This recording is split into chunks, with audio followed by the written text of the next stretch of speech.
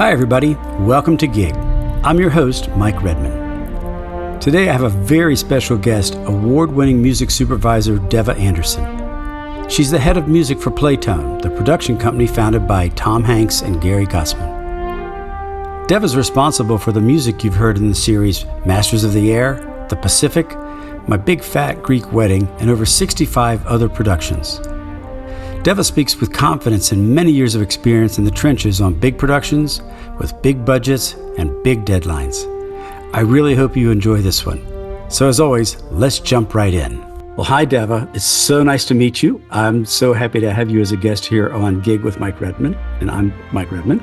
It's a pleasure. Great to see you, Mike. Yeah, I love your background. It's like that's pretty cool. Oh, I've got to, you know what? I'm going to jump right off because I'm right off of my own script, but I see the Pacific poster in the background. Yes. Yeah.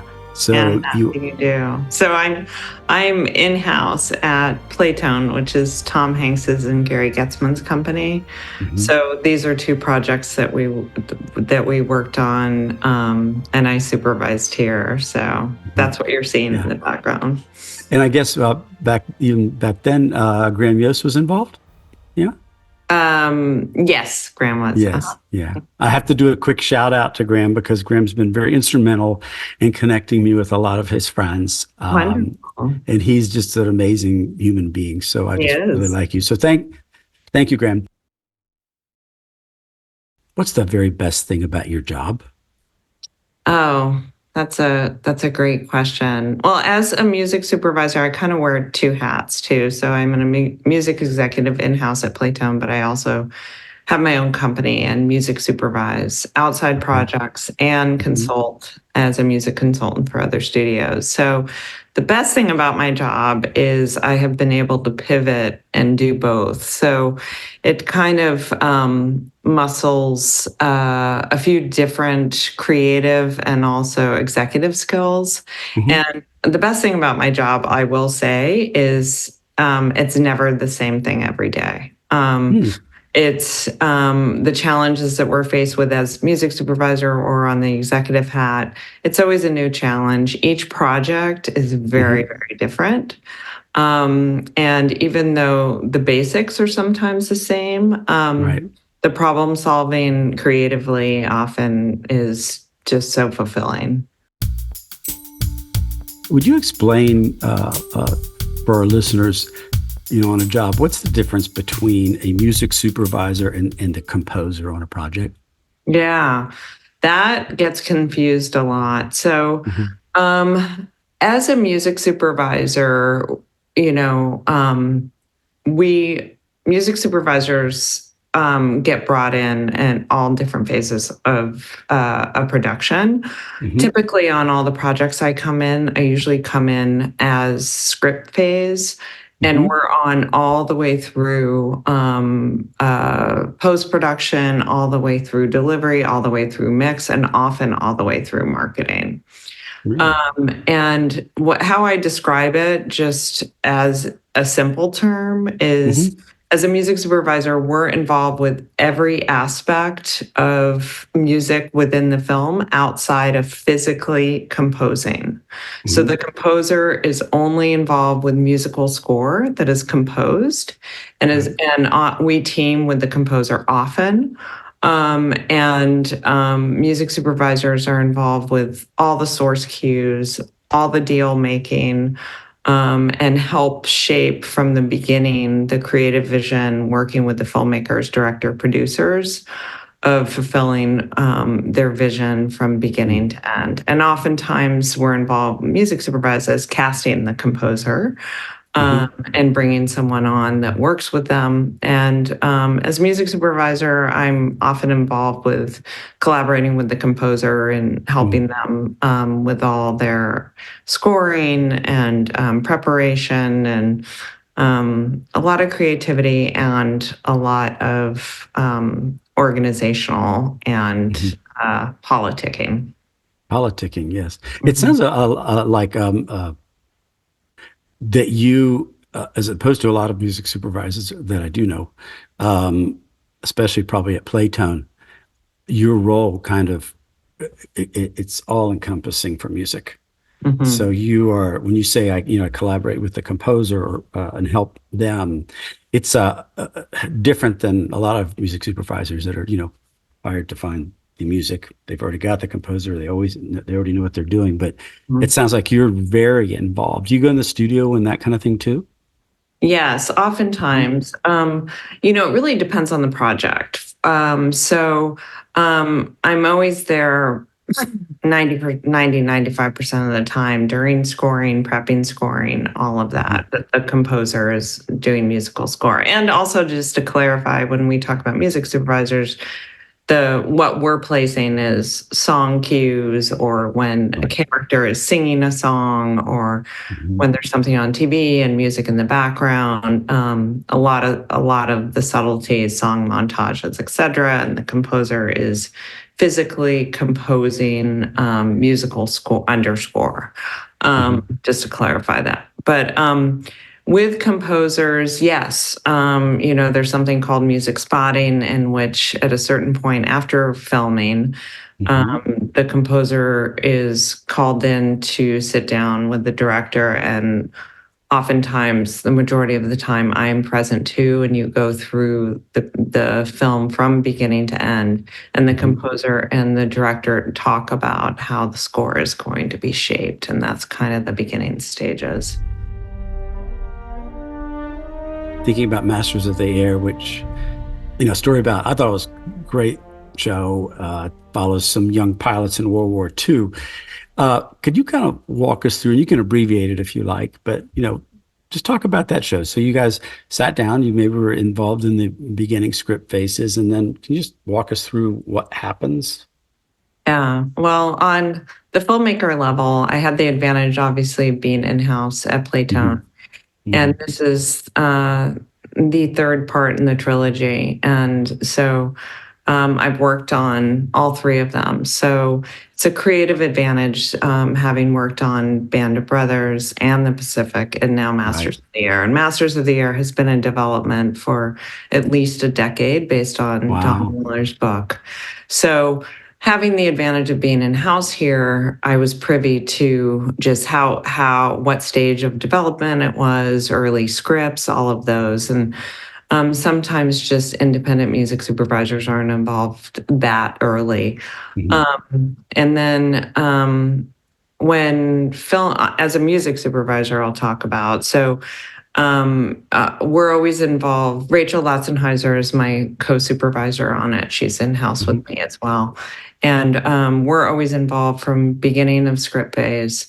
And as a music, we had a lot of on-camera Hmm. songs and performances, etc. So those are the things that we usually dig into immediately, because all of those songs not only need to be chosen, creatively vetted by the filmmakers, Hmm. all the rights have to be acquired, which we do as well for those songs. And in addition, working with the actors and production and on set, prepping all of that for the performances on camera. So Hmm. that's usually the first stages, is getting through production. Obviously, for full-blown musicals, Yeah. it's way early on, getting involved in rehearsals with the actors and actresses, and etc. Um, the composer aspect of this, we are very lucky because Blake Neely, who is really the musical star of the series, I think, because the score is just phenomenal in this. And we've worked with Blake on many Playtone films Hmm. and projects. And he did The Pacific and also Greyhound for us, which was a film that was also on Apple.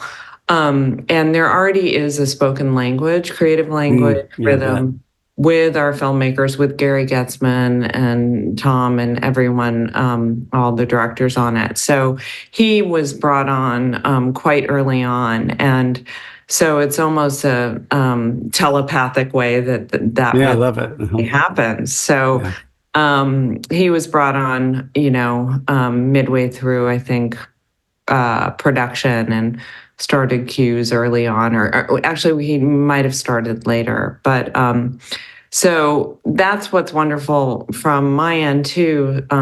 As a music supervisor, sometimes if you're working with a new composer to the team, it's very Sure. much helping that rhythm happen. And Mhm. that stew was already cooking.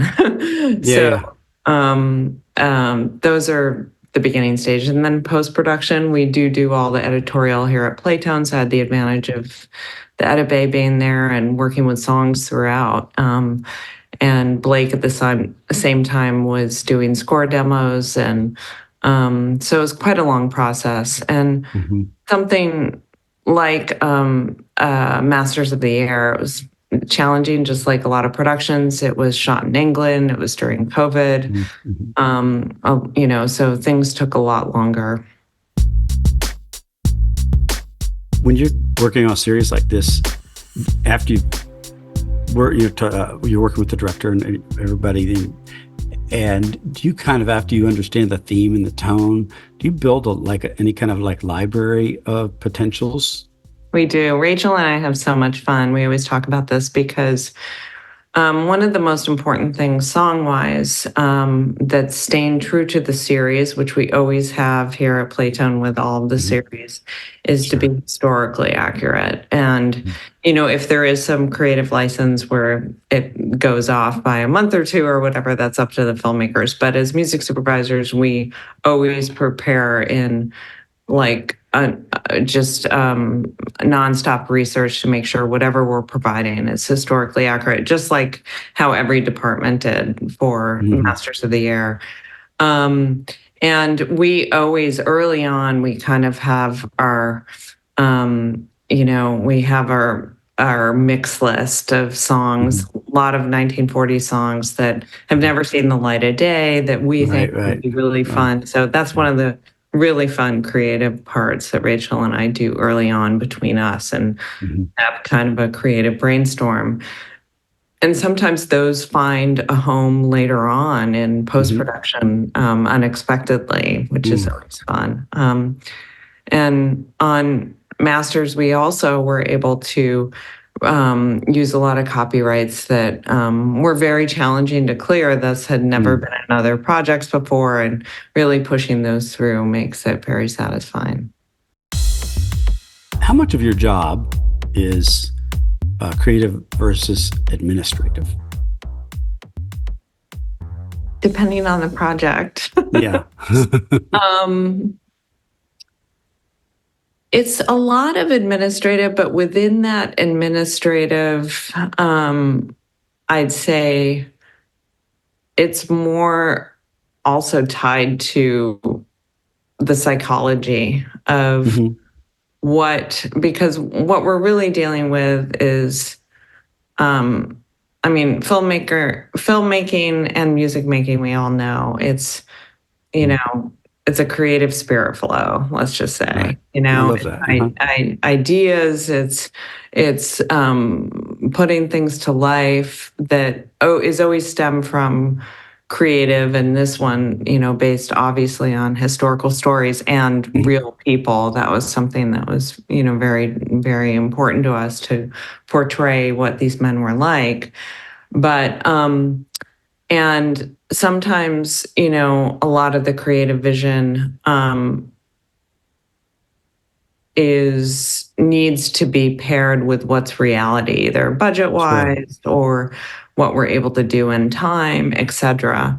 So I feel like it's more creative psychology Mhm. I got yeah. Uh-huh. and getting to like solution oriented things Mhm. that is tied to administrative. So Gotcha. you know, um, it's creative thinking actually and Yeah. how to problem solve. That's how I look at it.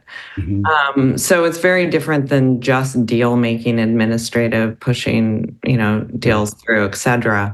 But that's a big part of our job too, is Yeah. always, music supervisors are always challenged with there's X number of dollars in your budget for songs, Mhm. and sometimes the appetites are bigger. Yeah. So it's coming through with creative problem solving. Could you tell me a story, or do you have one about a project that was extremely challenging to Mm. find the right music? Hmm.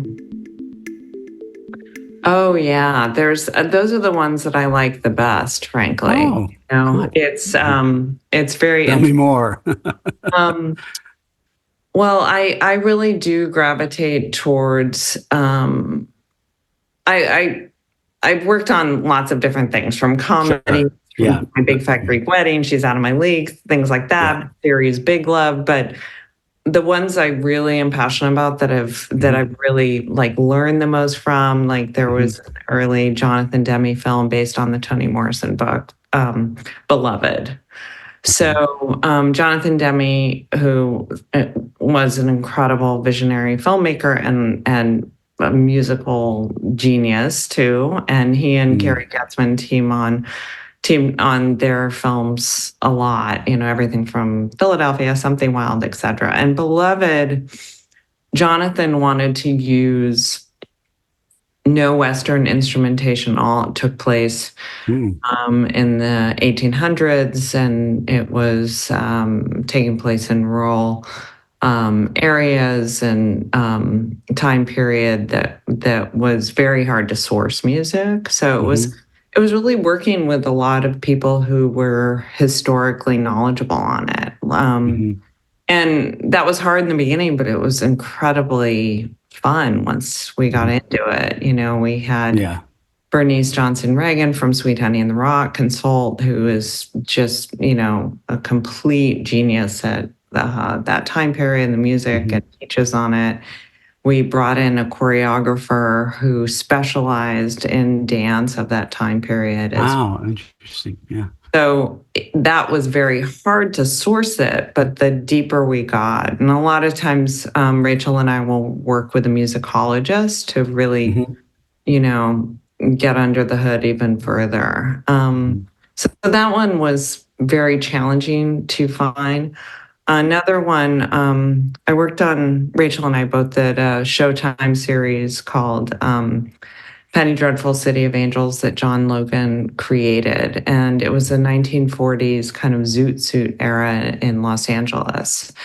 And it was a lot of Latin swing, etc. And although Mhm. it was not challenging to find that Mhm. exact music. Right. It was challenging to find the right marriage of what our choreographer wanted, how Oh, to mhm. create it in a way that was kind of a new way. So that was another one that was not as easy as just, Yeah. finding something from a publisher and licensing it. Can you tell me your general process for finding music, where it's coming from, etc.? Sure. Yeah, we have a handful of incredible, reputable reps, Mhm. publishers, labels, managers, small companies that rep a lot of artists, songwriters, whether it be Mhm. period or up and coming. And depending on the project itself, we'll kind of go through our whole, um, we'll kind of look at it on who's the best person to do a call out to. And usually we'll be forthright in what the budget is because Sure. that very much changes what people are going to pitch and realistic. I feel very clear about being totally direct on budgetarily what can be done. Mhm. And that's how we start sourcing music. Another way, especially with tight time constraints. Like Mhm.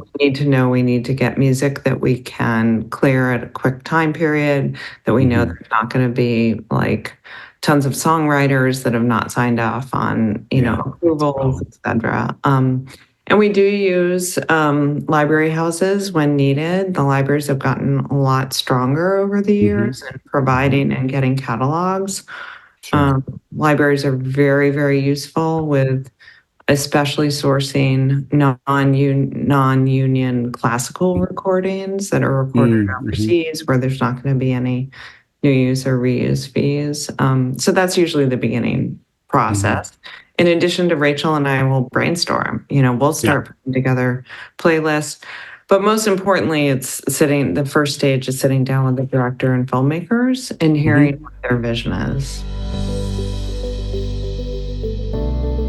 you have a lot of, masters. And who do you work with in the team usually?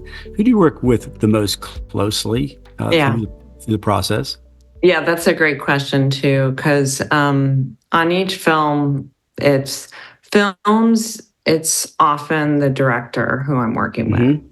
Okay. For TV series, we had multiple different directors that were directing the episodes.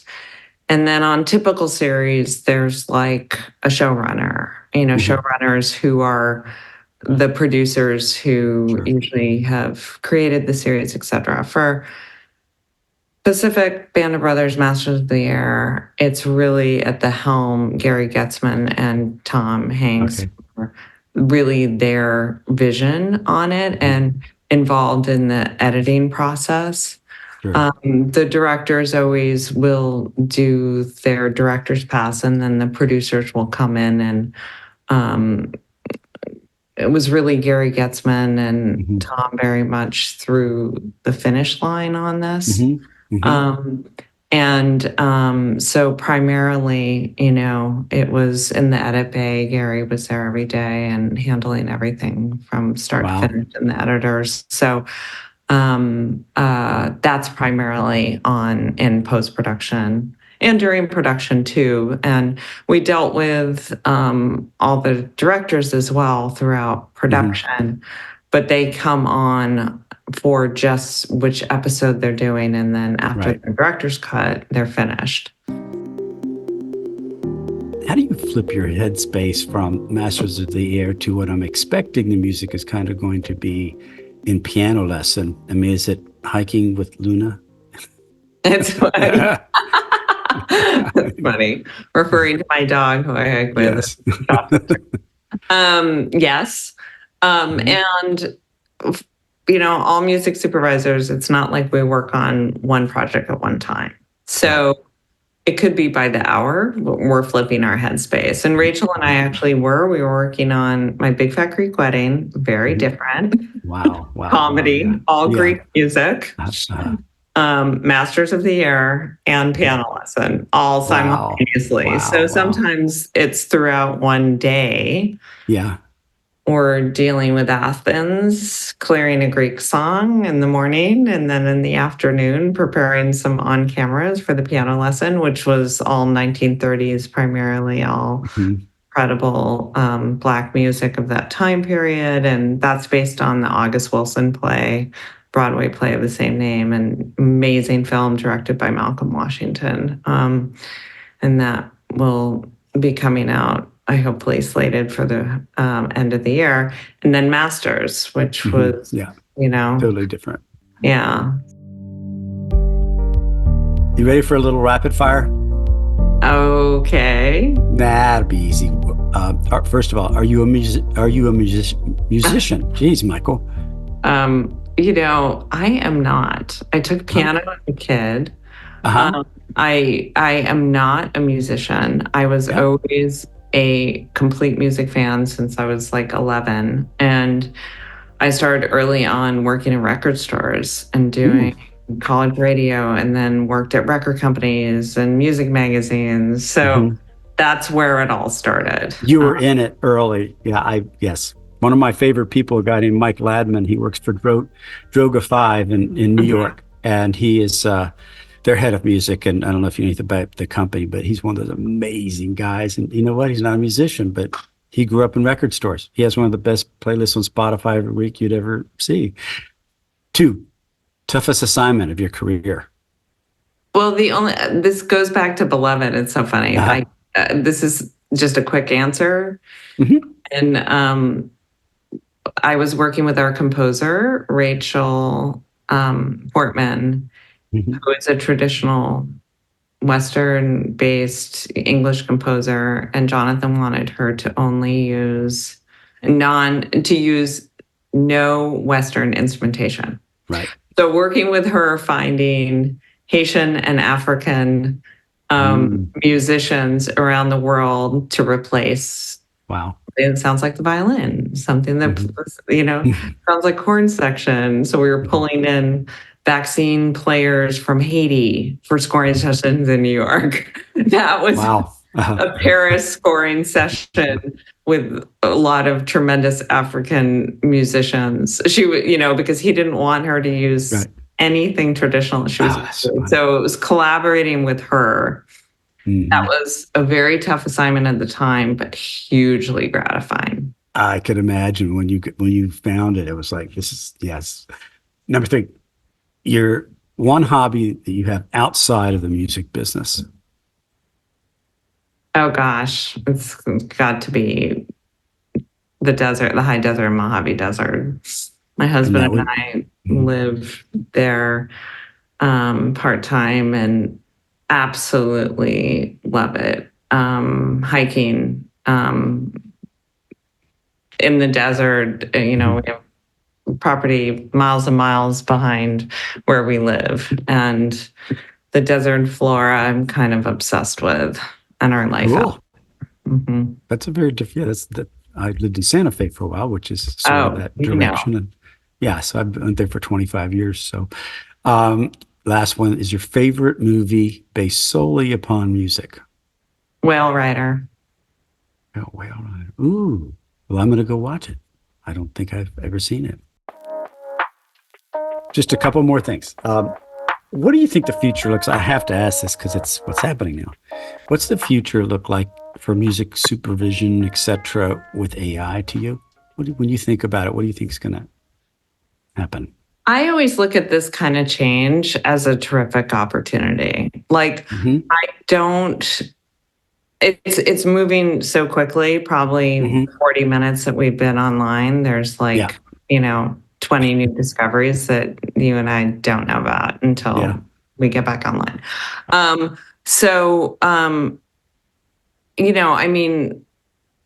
know you've been in the business a long time with, a huge career. We've seen lots of changes that were somewhat horrifying. What are we going to do? Right. And Sure. internet and, then streaming and all this stuff. So I don't know what it's going to look like, but I always look at change as a good thing for all of us to spark our spirit to see how it could be worked with. So that's how I look at it. What I think it's going to do, and all the fear, it's going to replace people, and you can have someone come in and restore something. I think it's seriously day at a time and working with it, because there are terrific AI tools that helps us, for example, in the final mix stage. If there's something that's delivered, a track that, we don't have separate stems for the vocals and the horns, and violins or whatever, there are AI tools that you can split that out and make it a better amazing. mix. Yep. So I'm looking at it positively. That's good. I tell people, I said, because I've been around a while, and when MIDI was invented, I thought, oh my God, everybody's gonna be able to make music now, and I'm out of a job. Yeah. But then I found out people that can make music, and people that can't, MIDI's not going to help them. That's right. So we're going to wrap up here very quickly here. Just have one question for you that I think is an important one for everybody that's listening, because this podcast is to help people understand jobs in the industry. Okay. If I wanted to be Deva Anderson, and I sound like what you do is amazing, what advice might you give me as a next step or a way to get my foot in the door somewhere to get started? I somewhat give the same answer to that. And I will say that the biggest thing is there's no stupid questions. Meet with anyone who will meet with you. Yeah. And there's no job that's too low or beneath, including internships anywhere. As far as education, when I was coming up in the business, there were not the type of schooling that there is now. There was some UCLA extension classes on music supervision, publishing, and law, and that kind of stuff, which I completely lapped up. But Berklee School of Music has basically, degrees in all of this, and Chapman and lots of universities out there that, at least for younger folks that can dig into. And then internships are invaluable. I mean, that's how I remember I met one of my early mentors who I ended up working with for 9 years when I worked in the business, was interning for her at a record company. So I think all of those things. And people that are interested, on your side, which is like the musical side or, engineer side, to work for a composer, be a runner, do anything. Deva, I really appreciate you giving me the time today. I'm really grateful for it. It was a pleasure. Nice to meet you, Mike. Yeah, you too. And we'll be in touch somehow, I'm sure. Great. So onward and upward, and not good luck, but enjoy the process. Thank you. You as well. Thanks for taking the time. Appreciate it.